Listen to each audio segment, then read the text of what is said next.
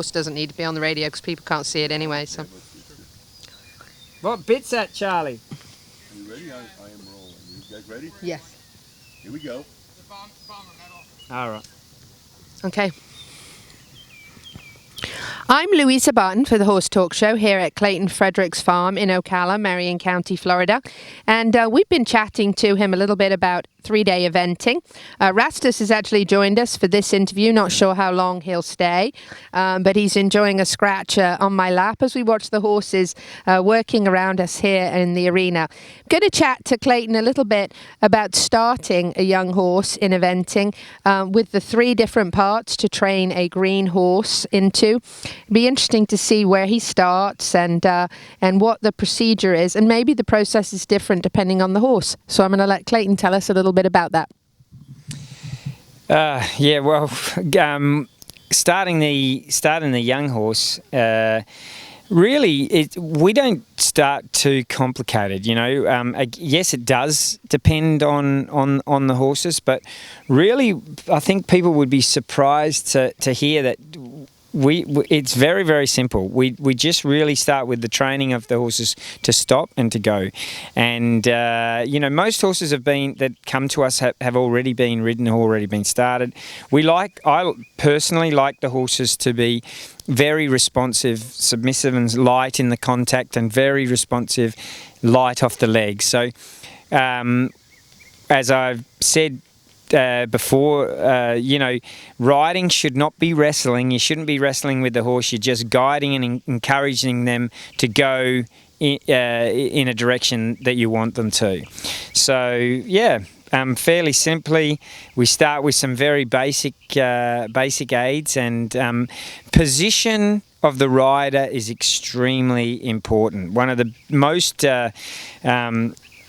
most important things that I do when people come for training is we correct their position, because that really it affects how you develop the horse. We use a lot of angle work in the baby horse, a lot of long rein work to let them stretch, let them be free. We want to train them to be trotting in their own balance, their own rhythm, without running away, without rushing. Everything starts with relaxation and calmness and rhythm, and we gradually build on things from there. Stopping, very light aids to stop, very light aids to go. That takes tuning up. I mean, I always say to my guys, just imagine that you're a mechanic, and that if you were driving a car, if it didn't stop when you put your foot on the brake, you'd have it down to the mechanics in no time. So, try to train these horses like you are the mechanic. You're always servicing the horse. You're always tuning the horse up. And try to produce something that's an absolute pleasure to ride. And that's really what we start with and build on from there. What do you do in the case of a greener horse that maybe you're having some problems with, or somebody else is bringing to you with some problems?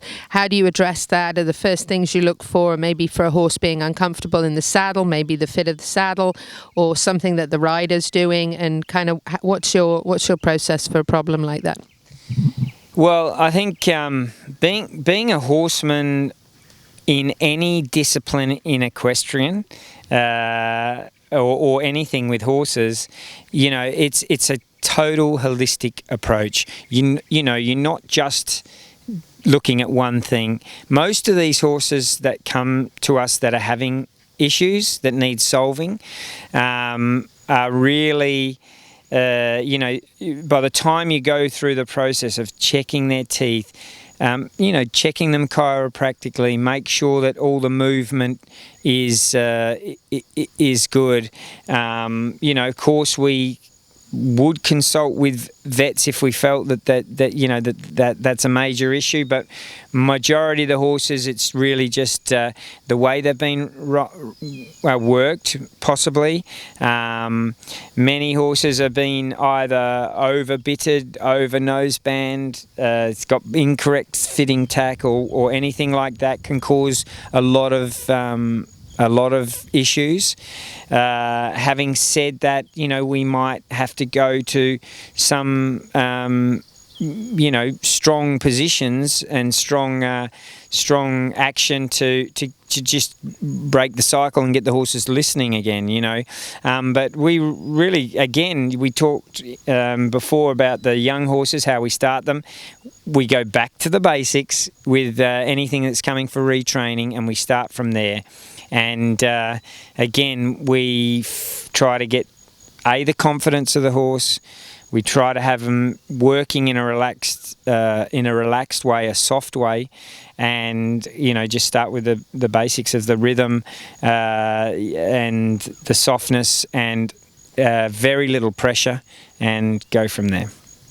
How do you deal with it if a person, especially a younger, maybe greener rider, is sort of anxious on the horse and doesn't realise it, and that's passing on to the horse? I know that I've seen that with my own daughter competing, and the horse actually is fine, and then she gets the nerves right before going into the ring. How do you kind of overcome anxiety in your students?